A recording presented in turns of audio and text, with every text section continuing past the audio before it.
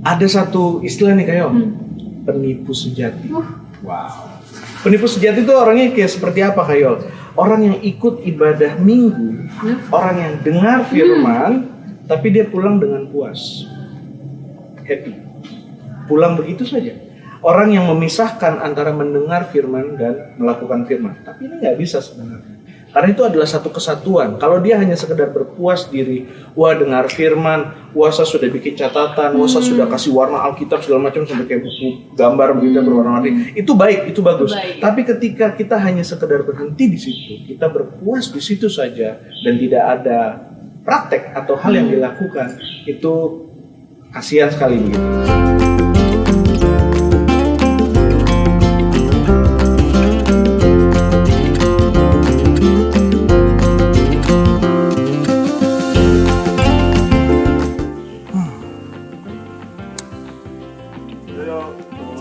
Oke, Kayol. Aja. Ada tisu. Oh iya kah? Iya. Ada pinjam kaca? Coba lihat kaca. Kamera. Saya punya HP, nggak bagus. Oh iya, betul. Oke, sudah. Oh, masih ada? Oh iya, betul. Oke, sudah. Oh, masih banyak kah? Masih Yuk, ada, Kak. Lihat bayi. Oh iya, Kenapa betul. sih harus berulang kali, Kak? Iya, maksudnya karena kan kita sudah mau syuting, jadi harus cepat-cepat. Tapi itu masih ada tisu. Oh iya, ya ampun. Lihat kaca bayi, Waduh. supaya terlihat-lihat lagi. Waduh, betul. Masih ada lagi kah? Oh sudah. Masih ganteng. Oke, sip. Terima kasih. Hai, selamat siang semuanya, Iya. teman-teman. Apa kabar? Ketemu lagi bersama dengan kita di Pondok Podcast. Lepas nafas, Tarik nafas.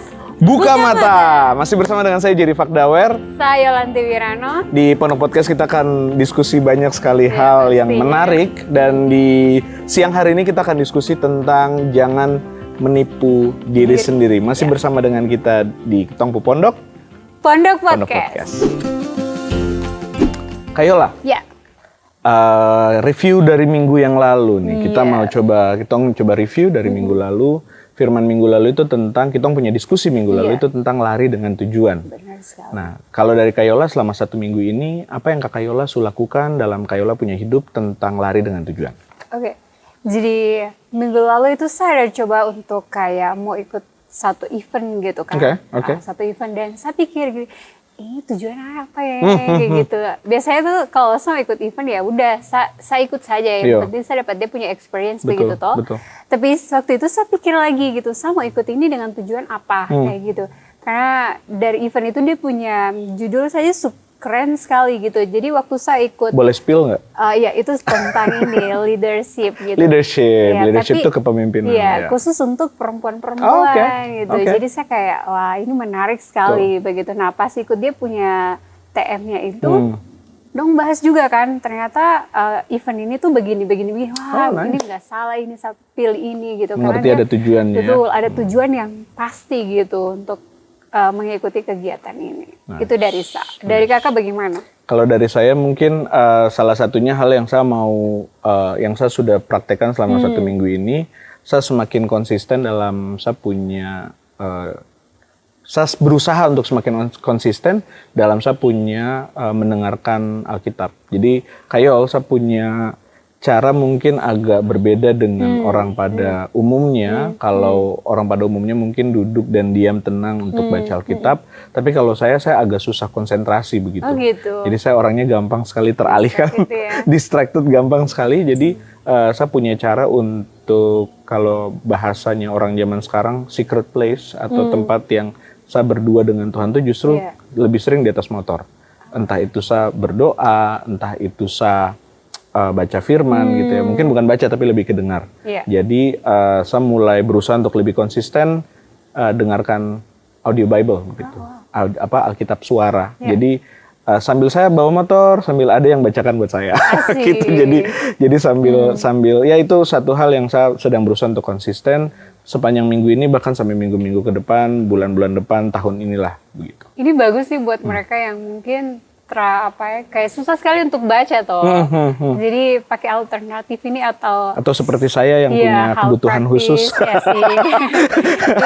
Kami yang terus suka baca buku, terus suka baca Alkitab, mungkin salah satu hal ini bisa bantu kamu untuk tetap dengar firman-Nya gitu dengan dengar audio. Karena iman tumbuh dari pendengaran akan firman. Tapi pendengaran ya. Wah, ini bagus sih. Ini sesuai dengan punya topik di hari ini. Topik di kita di siang hari ini apa nih, Kayol? Jangan menipu diri. Tapi jangan menipu diri. Ada hubungannya dengan jangan jadi pendengar saja, tapi jadi pelaku. Firman. Jadi itu yang kita akan bahas siang ini. Ayo tong diskusi.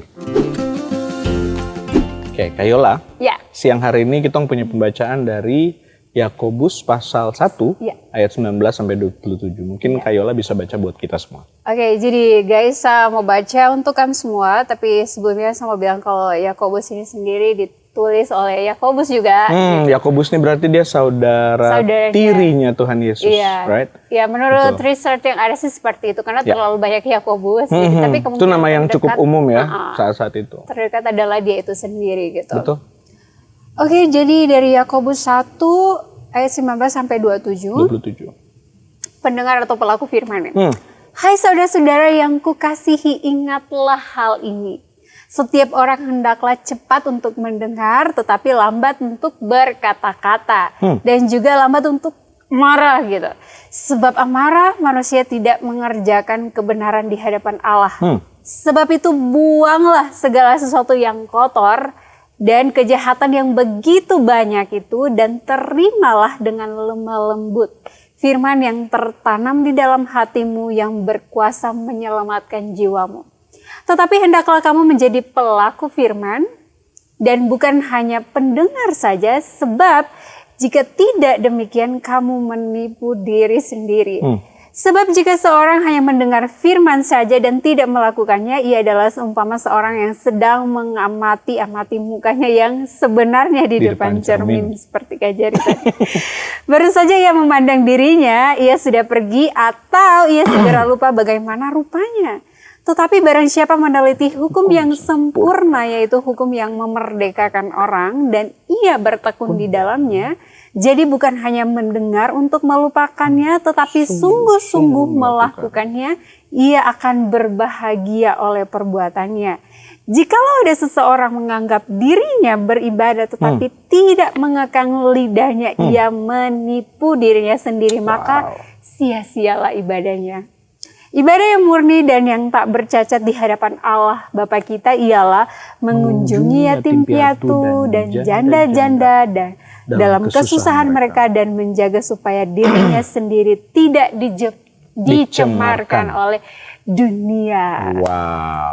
Tidak dicemarkan oleh dunia, tapi bukan berarti kita harus terpisah dan mengurung diri, terpisah sama sekali dari dunia, tidak boleh ya. Karena kita harus praktek di dunia kita ini. ada alasan kenapa Tuhan tetap taruh kita dalam dunia supaya kita mempraktekkan firman Tuhan yang Tuhan sudah berikan pada kita. Kayo, ada beberapa poin yang cukup menarik. Poin yang pertama itu, bisa dengar atau tidak? Saya bisa kan? Bisa. Bukan itu. Maksudnya judul temanya, topiknya itu. Kita punya tema besar adalah jangan tipu diri sendiri. Bagian yang pertama itu bisa dengar atau tidak. Karena di bagian yang tadi itu Yakobus ada tekankan supaya kita cepat untuk mendengar, lambat untuk bicara, dan juga lambat untuk marah. Kalau kita melihat manusia pada umumnya, sebagian besar manusia diberikan oleh Tuhan telinga ada dua. Mulut ada satu, mulut ada satu di tengah. Jadi mungkin kita bisa lihat seperti ini. Kita harus dengar 2 kali lipat lebih banyak daripada kita bicara. Dan kalau kita, telinga kan ada kanan kiri toh. Berarti kita harus mendengar setidaknya 2 pihak. Dan bicara dengan adil. Nah, karena mulutnya di tengah toh, tidak agak mencong ke kanan atau ke kiri. Jadi bicara harus dengan adil. Bicara harus dengan seobjektif mungkin. Jadi telinga kanan kiri berimbang. Dan juga mulut yang di tengah. Kita bicara dengan kebenaran dan keadilan. Berarti kayak Power Ranger. Asik. Berarti waktu mulut bicara dia bukan hanya dengar dari sisi kiri atau sisi kanan. Betul-betul dia harus dengar dari 2 sisi ya. Dan di tengah ada apa? otak. Jadi proses informasi, jangan telan semua mentah-mentah. Jadi kita ada proses yang kita harus lalui sebelum kita memutuskan atau sebelum kita memberikan statement atau memberikan pernyataan terhadap sesuatu. Dan ada beberapa orang mungkin yang di luar Papua yang bilang bahwa Papua ini daerahnya lambat sekali atau daerahnya lambat. Sebenarnya yang terjadi mungkin kebalikan dari itu ya. Kita justru daerah yang cukup cepat. Oh, cepat apa nih Kak? Cepat dengar, tapi cepat lupa juga, cepat marah juga, dan cepat bicara juga. Gitu. Nah, semua cepat ya. Semua cepat, dan bahkan sebagian besar kita di Papua ini kadang-kadang kita tunjukkan kita punya amarah atau emosi itu untuk menunjukkan bahwa kita serius terhadap sesuatu. Reaksinya. Reaksi kita terhadap sesuatu. Nah itu kira-kira boleh begitu kah tidak tuh Kakak Yola? Di ayat 20 barusan yang Kakak Yola baca, amarah manusia tidak mengerjakan kebenaran di hadapan Allah. Jadi untuk alasan apapun, untuk alasan sebagian besar alasan apapun, amarah itu tidak mengerjakan kebenaran di hadapan Allah. Betul. Dan kalau kita tidak bisa mendengar dari orang lain, jangan harap kita bisa mendengar dari Tuhan. Karena ketika kita terbiasa untuk tidak mendengarkan orang lain, kita juga tidak akan bisa mendengarkan Tuhan. Ada di sini 3 alasan kenapa kita tidak mau atau kita tidak bisa atau kita memilih untuk tidak mendengarkan orang lain. Ada 3 alasan Kakak Yola. Yang pertama, kita terlalu berpusat atau kita terlalu berfokus sama diri kita diri sendiri. Atau istilah kerennya egosentris. Yang kedua, topik yang orang tersebut bilang ke kita tuh tidak menarik. Kita itu bukan saya punya favorit atau saya punya kesukaan untuk bahas perkara itu. Atau yang ketiga juga, kita memang pada dasarnya kita tidak suka orang tersebut. Kita tidak suka dia, makanya dia membicara apa ke kita, itu kita langsung secara mental kita langsung tolak begitu. So ada kayak tembok atau pagar begitu ya. Nah, ternyata Kayol dan teman-teman, ternyata 3 hal tersebut tidak hanya berlaku untuk sesama manusia, kadang juga berlaku kepada Tuhan. Gitu. Jadi kadang-kadang ketika Tuhan lagi mau sampaikan sesuatu ke kita, terus kitanya hanya berpusat kepada diri sendiri, kenyamanan kita, kenikmatan kita, apa yang kita mau, itu kadang-kadang membuat kita menolak apa yang Tuhan sedang mau sampaikan pada kita. Entah itu khotbah di gereja atau mungkin khotbah yang kita lihat di sosial media begitu ya. Kemudian topik yang tidak menarik. Kadang-kadang Tuhan punya topik atau Tuhan mau sampaikan sesuatu. Nah, kau harus jangkau jiwa-jiwa. Nah, kau harus lakukan ini. Nah, kau harus ini. Kadang-kadang aduh itu tidak menarik sekali. Saya maunya berkat dan berkat. Nah, itu yang kadang jadi masalah buat kita. Dan kita tidak suka sama orang tersebut atau kita tidak suka sama Tuhan. Ada anak-anak Tuhan yang tidak suka sama Tuhan. Wow. Dan itu mereka nggak sadar sebenarnya. Dan itu nggak disadari. Tidak disadari bahwa kita punya kecenderungan untuk menolak apa yang Tuhan sampaikan. Nah itu yang ketika kita kita dengan sengaja tidak dengar suara Tuhan, kita akan lama-lama kita tidak bisa dengar suara Tuhan sama sekali. Untuk setiap anak-anak Tuhan sebenarnya itu satu akses yang paling ajaib ketika kita bisa mendengarkan suara Tuhan. Kayol, karena bayangkan saja kita punya sumber informasi, sumber hikmat, sumber pengetahuan yang ciptakan seluruh alam raya besar ini, tapi kita tolak. Betul. Nah, itu merugikan buat kita sendiri. Sebenarnya Tuhan tidak rugi kalau kita tolak Dia. Yang rugi adalah kita sebenarnya. Benar Kak Jer, karena waktu firman Tuhan bilang kita cepat mendengar gitu, dalam bahasa Yunani-nya itu aku, maaf kalau salah baca atau salah sebut. Jadi dia punya pengertian mendengar itu lebih dari mendengar. Waktu kau mendengar, di situ kau mempelajari, di situ kau mengerti gitu. Itu makanya firman Tuhan bilang cepat dengar, berarti cepat dengar firman Tuhannya itu cepat mempelajarinya itu gitu kan. Dan waktu kau belajar untuk cepat mendengar Tuhan, berarti kau juga harus cepat mendengar orang lain juga gitu. Jangan cuman mau didengar terus. Betul. Kan kadang kita cuman mau didengar Tuhan ya, tapi nggak mau mendengar apa yang Tuhan bilang ke kita. Betul. Nah, dalam bahasa Ibrani yang menariknya, dalam bahasa Ibrani itu mendengar itu adalah shema. Oh ya, shema. Ya, shema itu tidak hanya sekedar dengar, tapi lakukan. Melakukan, mendengar dan melakukan. Dan mendengar dan melakukan itu, ini saya ada catatan di sini. Mendengar dan melakukan itu dia seperti satu koin, Kayol. Dia nggak bisa dipisahkan. Mendengar dan melakukan, mendengar dan melakukan. Dua sisinya, tapi satu koin. Ya, satu koin yang sama. Oke, nah Terus ada kesimpulan di ayat 21. Sebab itu, oleh karena marah itu sesuatu dari hidup yang lama, makanya kita punya hidup yang lama itu harus ditanggalkan, harus dilepaskan. Kita buang semua yang kotor dan jahat karena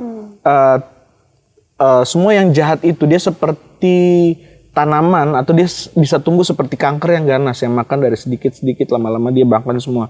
Firman Tuhan itu bukan seperti kalau kita lagi makan di rumah makan Padang begitu Kayo. Pilih-pilih. Kita bisa pilih, oh yang ini enak. Oh yang ini nggak enak.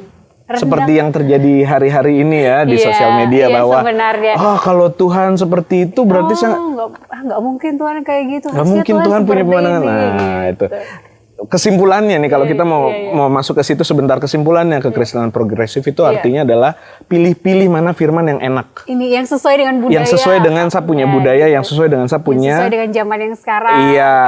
Terupgrade gitu. Yang ini kayaknya ini udah ketinggalan zaman. Itu katanya Alkitab kan memang saling bertentangan ya jadi ini nggak usah diambil gitu. Jadi memang itu yang kita perlu hati-hati. Firman Allah itu memang dia utuh seperti itu. Dia tidak bisa salah dan firman Tuhan juga yang menentukan kita punya langkah hidup. Betul. Gitu.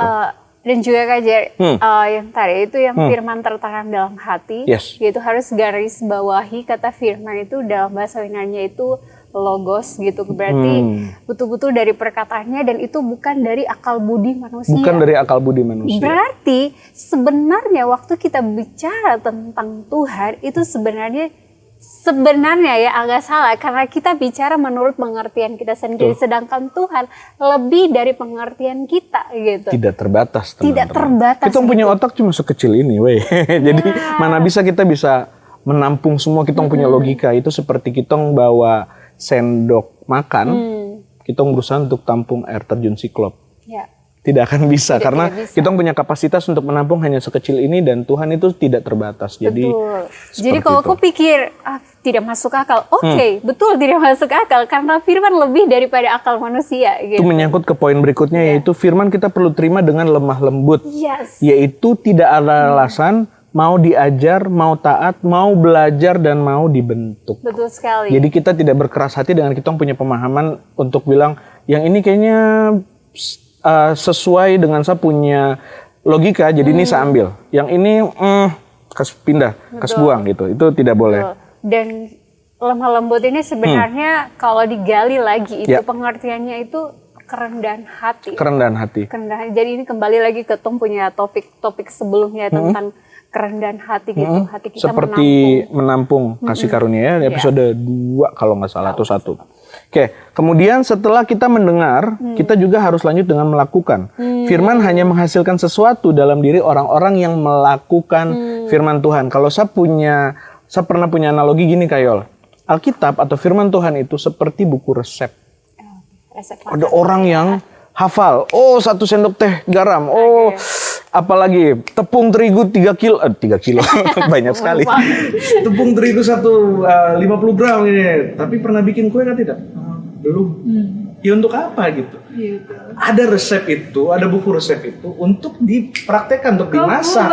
Kok cuma koleksi buku resep banyak tapi tidak pernah masak ya buat apa gitu. Jadi firman itu bisa punya dampak dalam manusia punya hidup ketika firman dilakukan. Betul, Kak. Dan waktu Yakobus dia tulis surat ini gitu kan, dia tulis ke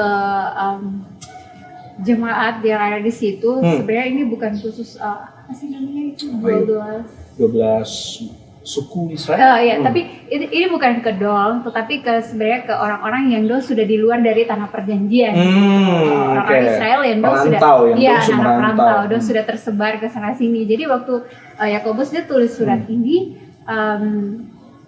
maksudnya adalah supaya dia mau kasih ingat dol itu supaya kalian waktu kamu dengar firman ini jangan kamu hanya dengar saya, tapi kamu harus buat ini, harus lakukan ini.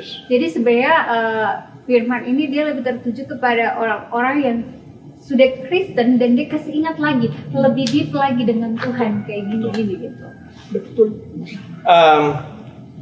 Ada satu istilah nih Kayo, penipu sejati. Wow. Penipu sejati itu orangnya kayak seperti apa Kayol? Orang yang ikut ibadah minggu, orang yang dengar firman, tapi dia pulang dengan puas, happy, pulang begitu saja. orang yang memisahkan antara mendengar firman dan melakukan firman. Tapi ini nggak bisa sebenarnya. Karena itu adalah satu kesatuan. Kalau dia hanya sekedar berpuas diri, wah dengar firman, wah saya sudah bikin catatan, wah saya sudah kasih warna Alkitab segala macam sampai kayak buku gambar begitu berwarna-warni. Itu baik, itu bagus. Tapi ketika kita hanya sekedar berhenti di situ, kita berpuas di situ saja dan tidak ada praktek atau hal yang dilakukan, itu kasihan sekali begitu. Saya setuju aja, karena setiap saat ibadah gitu kan, setiap saat datang ibadah selalu sesuatu yang serasa Tuhan bicara, saya selalu merasa saya salah sekali setiap saya dengar firman Tuhan, karena itu kayak menegur saya sekali, mengusik, gitu. Mengganggu Saya sekali gitu. Atau ada juga, ya itu kalau sifat kayak Kayola barusan bagus. Ada juga yang seperti ini. Wah, firman dia untuk ini pantas nih. Ini taruh di Facebook taruh di Instagram. Ini kain sekali nih. Wah, untuk dia nih. Hanya sebentar nih saya taruh di Facebook. Kalau dia merasa bagus, kalau dia komen-komen bagus. Nah, tidak boleh seperti itu. Firman ketika kita firman itu datang ke kita, berarti firman itu untuk kita. Gitu, oke? Ini banyak orang Kristen menggarisbawahi ayat-ayat Alkitab mereka, tapi tidak bersedia untuk dikritik atau dipertanyakan atau ditegur oleh firman Tuhan. Nah, apa gunanya cermin? Kayola, apa gunanya cermin? Untuk berkaca, untuk bercermin, untuk kita bisa melihat sesuatu yang jelas. Firman Tuhan itu dia seperti cermin. Dia memampukan kita untuk melihat semua lebih jelas tentang diri kita sendiri, tentang Tuhan, dan tentang bagaimana cara kita bisa menyenangkan hati Tuhan. Lalu setelah kita jelas nih bisa dengar atau tidak, dan setelah kita dengar kita melakukan, kita juga melakukan sebagai gaya hidup yang memerlukan disiplin diri. Nah, jadi ada kesatuan antara ibadah yang kita lakukan setiap minggu dalam perbuatan kita dalam hidup kita sehari-hari.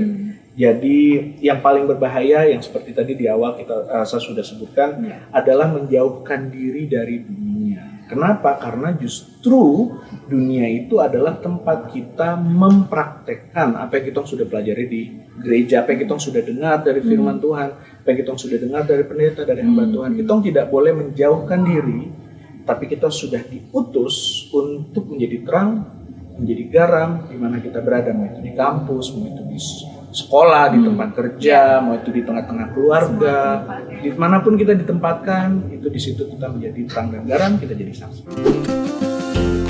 Kayo, ada pertanyaan nih, kita punya pertanyaan diskusi di siang hari ini. Kayo, kalau menurut Kayo, apakah Kayola terkenal sebagai orang yang beremosi atau kalau marah tuh cepat marah begitu? Kira-kira? Jangan tanya ke saya. Saya sudah tahu pasti mau tanya ke saya. Kira-kira dari tanggapan orang, mungkin Kayol pemurid-murid kah, Kayol teman-teman yang setiap hari mungkin setiap saat ketemu orang-orang rumah, kira-kira gimana? Nggak tahu marah kah? Tidak tahu marah kayak gitu.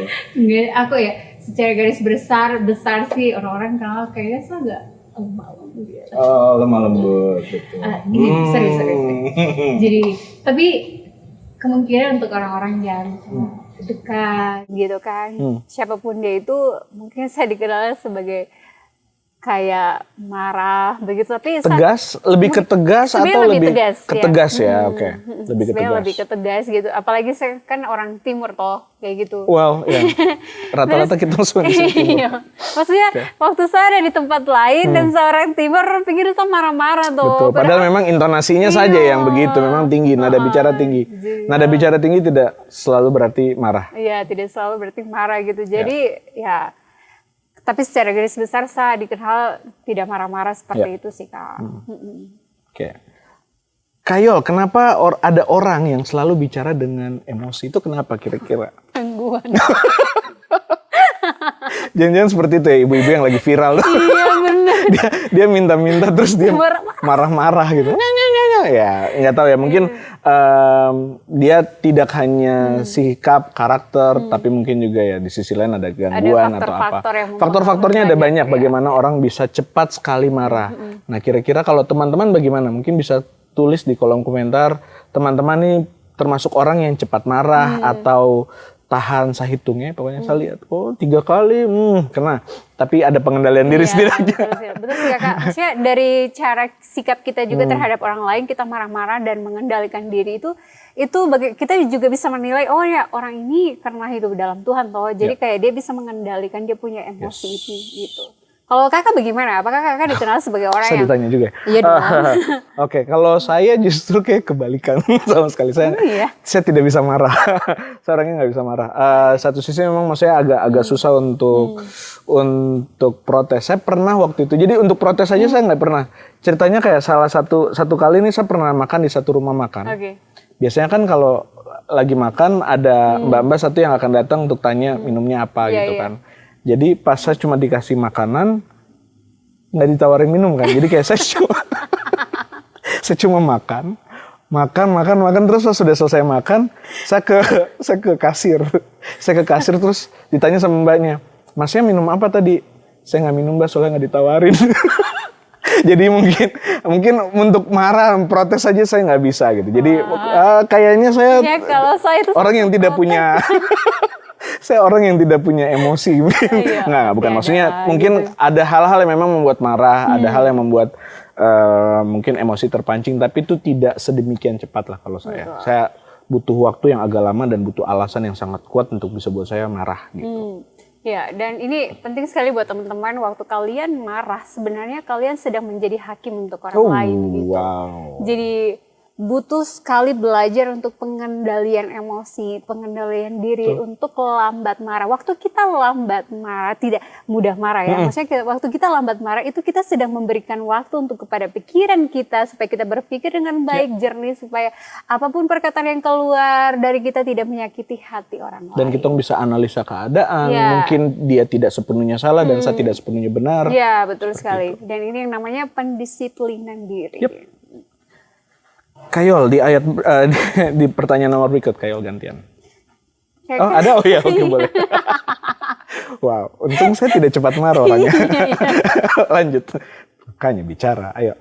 Kakak pernah alami situasi seperti dalam ayat 19, di mana dong menanggapi sesuatu itu dengan cepat dan akhirnya dong menyesal karena tertunggu dan terdengar baik-baik. Oke, di ayat 19 itu firman Tuhan dia bilang begini. Hai kamu saudara-saudara yang saya kasihi, ingat ini. Setiap orang hendaklah cepat dengar, tapi lambat untuk berkata-kata dan juga lambat untuk marah gitu. Jadi gimana? Apakah kakak pernah ada dalam situasi seperti dalam ayat 19 ini? Saya sejauh ini sih belum pernah ada di situasi yang saya terlalu cepat ambil keputusan.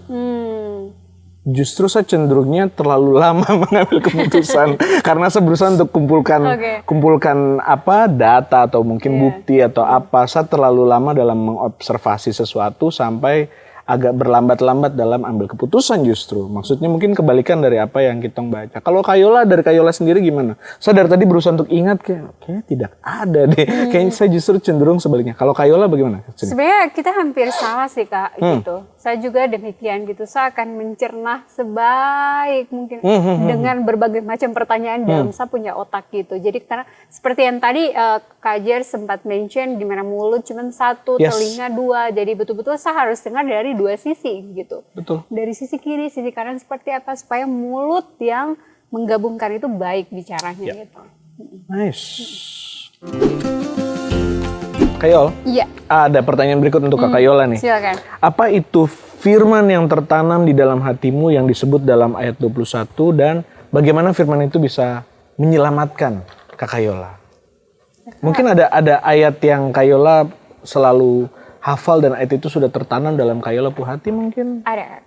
Tapi pertanyaan itu mungkin kakak bisa baca di ayat untuk ayat 21-nya ya. Saya coba baca untuk kita semua dulu.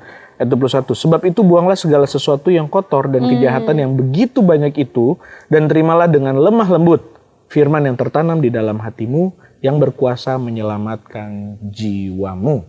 Oke. Kajar, sebelum saya jawab ini ada hal menarik yang saya mau sampaikan gitu dan gimana tuh? Kita belajar sama-sama gitu. Oke.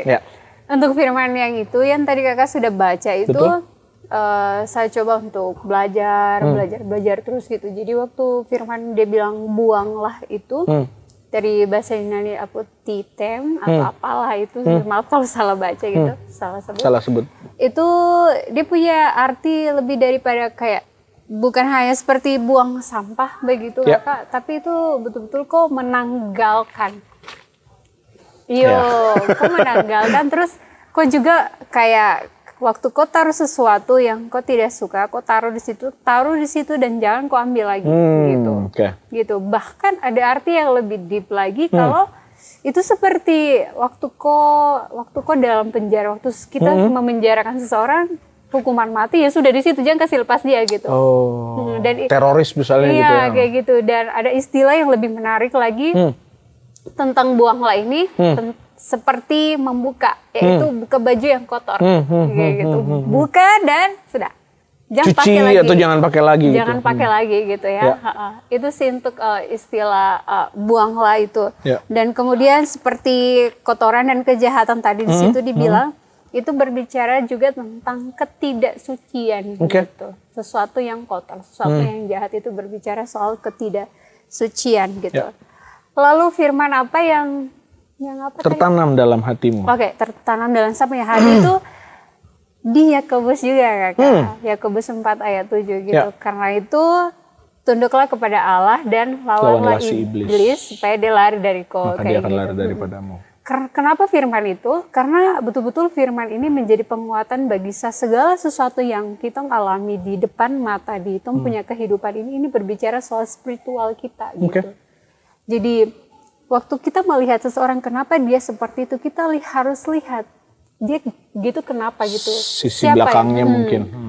Kenapa dia bisa seperti itu? Ada sesuatu, ada sosok di belakang dia yang buat dia seperti itu gitu.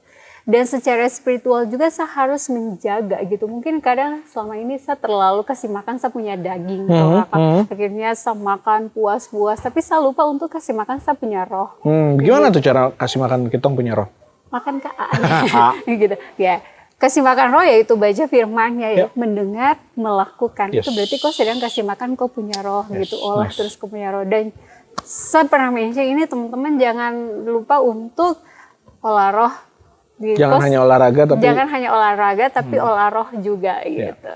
Jadi gimana firman yang tadi Kakak Yola bilang itu, bagaimana firman itu menyelamatkan Kakak Yola? Menyelamatkan sekali Kakak. Itu gimana tuh? Pernah ada kasus mungkin bisa ceritakan singkat? Ya, seperti kayak ada masalah dengan seseorang, nah, saya punya respon itu mindsetnya berubah gitu, bukan lagi karena saya mau marah-marah ke dia, tapi seperti tadi yang kita jelaskan, waktu kita lambat marah, kita sedang memberi waktu kita untuk berpikir, ini kenapa keadaan seperti begini, itu membuat saya, menyelamatkan saya supaya saya tidak marah-marah lagi ke orang itu gitu. Dan orang lain juga waktu melihat ini, kenapa dia nggak marah ya? Ada sesuatu yang berbeda gitu kan. Jadi dia juga belajar dari kita gitu. Kenapa kita tidak cepat marah gitu? Ataupun dalam hal-hal lain seperti sesuatu yang mungkin ada kondisi yang kejahatan gitu yang coba untuk membuat saya terjerumus di situ. Saya bisa lihat dari sisinya Tuhan nih. Wah, di sini Tuhan. Wah, keren sekali, dia menyertai saya supaya saya tidak masuk dalam golongan kejahatan ini, kayak gitu kan. Itu sih dari saya. Jadi memang firman ini menyelamatkan saya untuk lebih lagi berpikir sebelum cepat berkata-kata atau melihat segala sesuatu itu dari mindsetnya Tuhan gitu. Dari Kak Jerry sendiri bagaimana? Kalau saya ada satu ayat mungkin yang saya selalu ingat juga ya, itu terambil dari Filipi kalau nggak salah. Cemiu ya teman-teman, correct me if I'm wrong. Damai sejahtera yang melampaui akal, yang menjaga hati dan pikiranmu dalam Kristus Yesus. Jadi bagaimana ayat ini menyelamatkan saya, ada beberapa kasus, ada beberapa kejadian di mana kalau saya panik, saya bisa celaka. Kalau saya panik, kalau saya ambil keputusan gegabah, saya bisa celaka. Jadi ketika ada di dalam satu situasi yang saya harus bisa tenang, saya harus mau tenang. Firman itu dia kayak seperti, saya ingat firman itu dan saya kayak bilang itu ke diri saya sendiri bahwa damai sejahtera Tuhan melampaui segala akal yang menjaga hati dan pikiran saya dalam Kristus Yesus. Itu yang membuat saya bisa selamat, gitu. Jadi tidak panik. Kita kalau panik itu akan banyak sekali kesalahan dan hal yang kita lakukan yang mencelakakan diri kita sendiri. Dan mungkin orang lain parahnya. Begitu. Nice. Next question. Oke. Nomor 4. Nomor 4, oke. Bagaimana Yakobus menggambarkan orang rajin ikut ibadah minggu di dalam ayat 22 sampai 24? Apakah orang itu berkenan kepada Tuhan atau tidak gitu? Oke, ayat 22 dan 24. 22 sampai 24. Ya. Hendaklah kamu jadi pelaku firman dan bukan hanya pendengar saja, sebab jika tidak demikian, kamu menipu diri sendiri. Sebab jika seorang hanya mendengar firman saja dan tidak melakukannya, ia adalah seumpama seorang yang sedang mengamat-amati mukanya yang sebenarnya di depan cermin. Baru saja ia memandang dirinya, ia sudah pergi atau ia segera lupa bagaimana rupanya. Jadi kalau yang saya lihat, Yakobus menggambarkan orang yang rajin, hanya sekedar rajin ikut ibadah minggu, itu seperti orang yang hanya, mungkin seperti saya di awal tadi. Jadi hanya lihat sebentar, oh ini ada yang salah, ada yang apa? Ada tisu tas sangkut di sini, tas sangkut. Ada tisu yang lengket di sini gitu. Jadi saya cuma lihat sebentar, terus kasih tinggal. Belum sampai seutuhnya benar begitu. Orang yang hanya sekedar datang dan hanya sekedar dengar firman, tapi tidak melakukan, tidak menjadi pelaku firman dalam hidup sehari-hari, akan punya kecenderungan untuk hanya lihat dirinya sebagian. Untuk hanya menerima kebenaran itu sebagian. Karena kebenaran yang utuh itu tidak sekedar kita terima dan dengar. Kebenaran yang utuh itu satu paket. Kita terima, kita dengar, dan kita lakukan juga. Itu yang namanya kebenaran. Balik lagi, apa gunanya kita punya buku resep banyak tapi kita tidak pernah masak kue. Kita tidak pernah bikin kue. Jadi kira-kira orang itu berkenan kepada Tuhan atau tidak? Menurut saya itu ada orang-orang... Kalau dari Kayola gimana nih Kayo? Saya coba lempar ke Regu B. Gimana? Kalau dari Kayola gimana? Karena kalau menurut saya perkenanan Tuhan itu ketika Yesus mati di kayu salib. Dan di kitab apa ya? Itu sudah di surat, salah satu suratnya Rasul Paulus kalau nggak salah. Itu kita sudah jadi kebenaran Allah. Karena Kristus sudah mati dan kita sudah di dalam Yesus. Kita ada di dalam Yesus begitu. Jadi bukan hanya sekedar dari perbuatan kita saja, atau sebenarnya gini, bahkan sama sekali bukan karena perbuatan kita. Bagaimana Allah itu berkenan kepada kita, karena ketika kita sudah terima Tuhan Yesus, kita sudah terima Yesus sebagai Tuhan dan Juru Selamat dalam hidup kita, Allah melihat kita itu sudah melihat Yesus di dalam kita. Seperti cerita Paskah pertama yang di Mesir. Jadi waktu rumah itu sudah seperti rumah ini, sudah dibalur dengan darah anak domba di pintunya.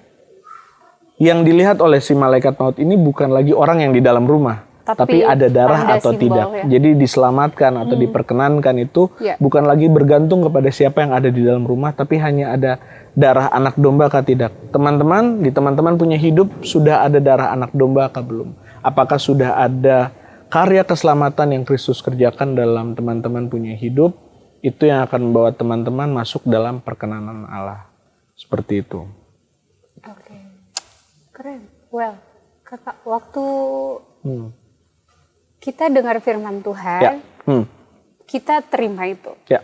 Waktu kita dengar, kita lakukan, kita terima firman-Nya. Gitu. Kita menerima Tuhan, kita menerima Allah gitu. Yes. Tetapi waktu tong dengar dan terlalu lakukan, sebenarnya kita sedang menolak dia. Kita sedang menolak dia, betul. Iya. Betul. Jadi teman-teman harus pikir baik, ini penting sekali untuk kasih ingat kamu punya, atau kita semua punya pikiran ini. Dan gawatnya kita kadang-kadang terima sebagian, tolak sebagian. Ya, Jadi kebenaran itu bukan kebenaran kalau dia hanya diterima sebagian. Harus utuh.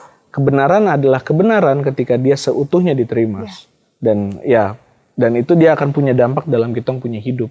Dia akan punya dampak yang mengubah kita punya hidup ketika kita menerima kebenaran tersebut dan ketika kita melakukannya dan jadi saksi bagi orang lain.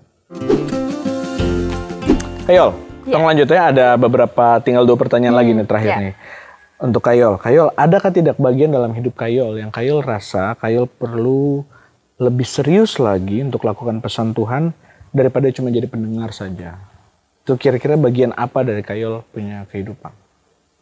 Bagian spiritual saya kayaknya. itu harus ditingkatkan gitu. Dia seperti apa tuh? Dia punya penampakannya tuh penampakan. Maksudnya dia punya kelihatannya tuh seperti apa dari kehidupan spiritual ini, maksudnya seperti apa? Apakah perbanyak doanya, perbanyak puasanya, itu kira-kira seperti apa pengejawantahannya? Pengaplikasiannya itu kira-kira gimana? Lebih banyak untuk research asik, maksudnya tentang firman Tuhan gitu, lebih banyak gali lagi gitu kan, eksegesis lah gitu. Perbanyak eksegesis. Iya, perbanyak eksegesis gitu. Tadi aja eksegesisnya lama guys gitu. 3 jam gitu ya. Iya kayak gitu. Jadi saya harus lebih serius di situ. Jadi kayak waktu saya baca firman, saya bukan selesai kayak gitu, tidak. Tapi ada hal-hal yang memang dari setiap kata itu saya harus gali lagi dan cari makna yang sesungguhnya itu seperti apa, konteksnya bagaimana, waktu itu bagaimana gitu, keadaannya seperti apa gitu. Jadi saya harus lebih serius di situ lagi, karena waktu secara spiritual itu saya lebih meningkat, itu akan berdampak ke saya punya fisik gitu kan. Fisik secara apapun itu, bagian tangan, kaki dan semuanya gitu. Karena kalau dari hati, dari dalam sudah baik, pasti akan terpancar di luar juga begitu toh. Mensana in corpore sana. Asik. Saya ingat saya punya guru SD bilang, apa dalam tubuh yang kuat terdapat jiwa yang sehat. Itu betul. Dari dalam juga mancar keluar. Gitu, inner beauty gitu. Ini kok udah beauty. Beauty. Jadi seperti itu. Saya punya spiritual, saya harus lebih tingkatkan lagi, karena itu mempengaruhi saya punya pola hidup, saya punya gaya hidup, saya punya sikap dengan orang lain itu seperti apa gitu, dari dalam keluar, dan orang lain akan melihat, dan itu akan menjadi dampak bagi semua orang gitu. Oke.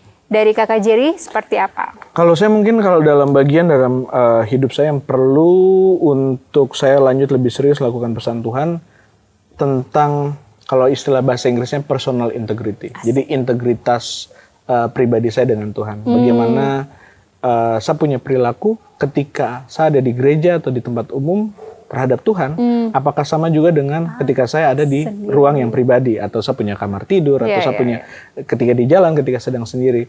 Saya rasa saya perlu lebih serius lagi untuk menanggapi, ini yang Tuhan mau ketika saya jalan berdua dengan Tuhan, ketika saya sedang spend time dengan Tuhan. Saya betulkah saya hanya fokus dengan Tuhan, atau saya juga ngintip Instagram, saya masih fokus dengan yang lain, dan fokus saya bias terpecah gitu. Jadi mungkin yang saya perlu lanjut lebih serius dengan Tuhan adalah ketika memang saya sedang mau spend time berdua dengan Tuhan, saya punya momen-momen pribadi itu, apakah Yesus Kristus, pertanyaannya seperti ini yang saya sering renungkan, apakah Yesus Kristus tetap raja dalam kau punya kamar tidur? Apakah Yesus Kristus tetap jadi raja ketika tidak ada orang yang lihat kau? Kayak gitu. Jadi mungkin personal integrity. Jangan menipu diri juga. Dan jangan menipu diri, betul. Jangan menipu diri. Nice. Ini pertanyaan terakhir kayaknya dari Kayola. Silakan Kayola. Oke, bagaimana Kakak bisa jaga dalam minggu ini, dalam minggu depan lain nih, pokoknya 1 minggu berjalan ini, supaya Kakak hidup ini tidak dicemarkan oleh dunia. Dan apakah ada hal-hal spesifik yang Kakak tuh mau buat dalam minggu berjalan ini? Mungkin hal spesifik.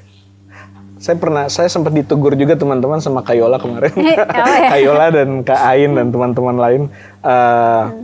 Kak Jerry, gimana sih dipanggil kemarin di mata jalan tidak dengar? Teman-teman saya pakai headset, saya selalu pakai headset.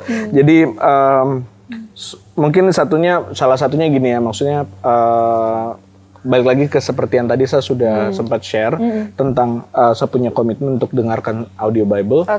Teman-teman itu ada satu aplikasi juga yang teman-teman bisa install, mudah sekali, bisa dengar Alkitab dibacakan gitu ya untuk teman-teman. Jadi ada satu aplikasi, dia bisa putar audio Bible. Hal yang saya mungkin akan berusaha untuk konsisten di minggu ini dan minggu mendatang. Saya tidak hanya sekedar dengar musik, saya tidak hanya sekedar dengar lagu rohani, tapi saya juga dengar audio Bible untuk terus perbanyak apa yang saya punya pemahaman tentang firman Tuhan, tentang Alkitab. Jadi hal spesifik yang saya bisa lakukan mungkin lebih disiplin lagi dalam pembacaan Alkitab, tapi dalam hal ini saya dengar gitu audio Bible.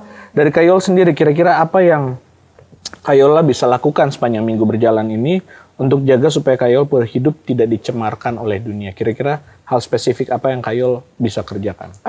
dari saya, dan saya juga pengen berbagi ke teman-teman semua yang nonton ini gitu. Yang saya buat gitu hal-hal spesifik supaya semakin deep dengan Tuhan ya journaling gitu. So lebih Apa tuh Kak journaling? itu tuh yang orang sering jurnal.